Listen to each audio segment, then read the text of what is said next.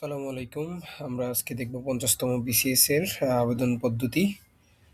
তো ১ম এই সার্চ বাটনে এসে লিখতে হবে আপনাদেরকে যে বিপিএসসি টেলিটক এরকম একটা লিঙ্ক পাবেন, সেটাতে ক্লিক করবেন। সেটাতে ক্লিক করার পরে এরকম একটা ওয়েবসাইট আসবে। এটার ভিতরে ঢুকবেন। ঢোকার পরে এই যে দেখুন সার্কুলার লেখা আছে ৫০তম বিসিএস এক্সামিনেশন ২০২৫, এটাতে ক্লিক করবেন। এখন আমি মূলত যেই বিষয়টা নিয়ে আপনাদের প্রবলেম হবে, আমি সেই বিষয়টা নিয়ে আলোচনা করব। বাকি সবকিছুই আপনারা ইজিলি পারবেন।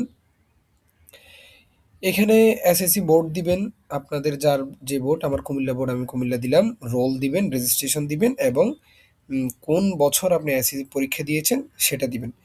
এখন প্রবলেম হয় এই ৩ টা অপশনে, যে application form for general cadre, application form for technical and professional cadre, application form for general and technical professional both cadre.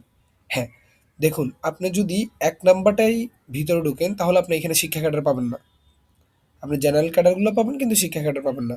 আচ্ছা, টেকনিক্যাল হচ্ছে ইঞ্জিনিয়ারিং, মেডিকেল থেকে বা ভেটেরিনারি থেকে যারা এক্সাম দিবে তাদের জন্য হচ্ছে টেকনিক্যাল অ্যান্ড প্রফেশনাল ক্যাডার। আর এই যে আপনি ৩ নাম্বার যেটা, সেটাতে আপনার যদি এই ৩ নাম্বারটায় যদি আপনার প্রবেশ করেন, তাহলে আপনি সাবজেক্টিভ অর্থাৎ আপনার সাবজেক্ট রিলেটেড পোস্টটাও আপনি এখানে পাবেন।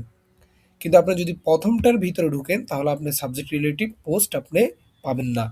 শুধু জেনারেল ক্যাডারটা পাবেন। তাহলে আপনারা যাদের সাবজেক্ট রিলেটেড পোস্ট আছে তারা হচ্ছে আপনার ৩ নাম্বারটাতে ঢুকে আপনাদের বাকি কাজগুলো স্বাভাবিকভাবেই পূরণ করলেই আপনাদের অ্যাপ্লিকেশন এর আবেদনটা হয়ে যাবে। ধন্যবাদ।